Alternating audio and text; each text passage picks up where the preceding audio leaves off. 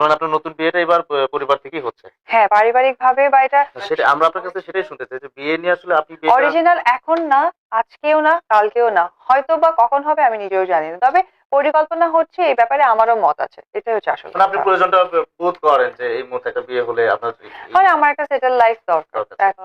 বিয়ে প্রয়োজনটা অনুভব করছি এই কারণে, দেখেন আমার তো একটি বাচ্চা আছে। আর আমি যে বয়সে বিয়ে করেছি বা যে বয়সে আমার বাচ্চা হয়েছে, এটা আসলে প্রত্যেকটা কোনোটাই পারফেক্ট টাইম নয়। বিয়ের সময় ওটা বিয়েরও পারফেক্ট টাইম ছিল না, এবং আমি যখন মা বাচ্চাটা হওয়ার নিয়েছি সময়টাও বাচ্চা ছিল। তখনও পারফেক্ট টাইম ছিল না। বাট তার মাঝখানে অনেক কিছুই হয়তো বা আমার এলোমেলো বা ঝামেলা হয়ে গেছে। বাংলাদেশের প্রেক্ষাপটে একটা মেয়েকে খুব পজিটিভ এবং সম্মানের সাথে দেখতে হলে তাকে সেই সম্মানের জায়গাটা তৈরি করতে হয়।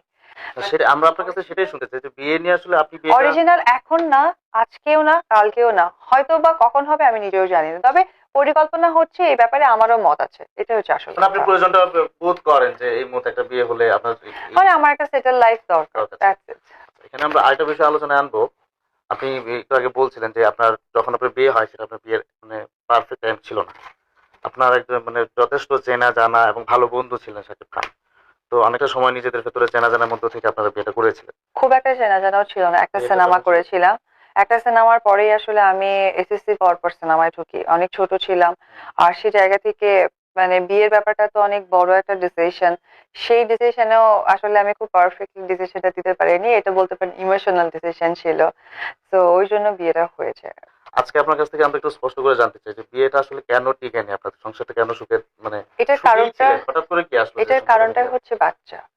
কারণ আমার যখন আমার বেবি কনসেপ্ট করে, তখন বিগত ৩ বার তো একটা বড় অ্যাক্সিডেন্ট হয়েছে, আপনারা সবাই শুনেছিলেন। তো এইবারটা আসলে ডক্টরের জায়গা থেকে খুব পজিটিভলি আমাকে সাইনিং দেখাচ্ছিল না। তো আমার কাছে মনে হয়েছে আফটার অল আমি তো একটা মেয়ে। বেলা শেষে আমি নায়িকা আজকে আছি, কালকে থাকবো না। বাট আমি তো একটা মেয়ে। আমার তো একটা পরিচয় হওয়া দরকার। আর মেয়ের বড় পরিচয় সে একজন মা। তো ওই জায়গা থেকে আমি যখন ইনসিকিউর ফিল করছিলাম, তখন আমার কাছে মনে হচ্ছে দ্য বেস্ট ডিসিশন আমার বাচ্চাকে নেওয়া। সংসার বা কোনো কিছু এটা ইম্পর্টেন্স আমার কাছে তখন হয়নি। আর সবচেয়ে বড় কথা, একটি বাচ্চা, একটি জীবন, এটা একটা মা ফিল করতে পারে। সেই অনুভূতি থেকেই আমি অরিজিনাল বাস্তবতা তার সাথে শেয়ার করেছি, এবং সে তার কমিটমেন্ট রেখেছে এবং সেটা সে করেছে। বিকজ সে আমাকে দুটো ডিসিশন দিয়েছিল, হয় বেবি, আদারওয়াইজ ডিভোর্স। তো আমি বলছি definitely divorce, but not baby. বেবিকে মিস করতে পারবো না। তা আমার কমিটমেন্ট আমি রেখেছি, তার কমিটমেন্ট সে রেখেছে।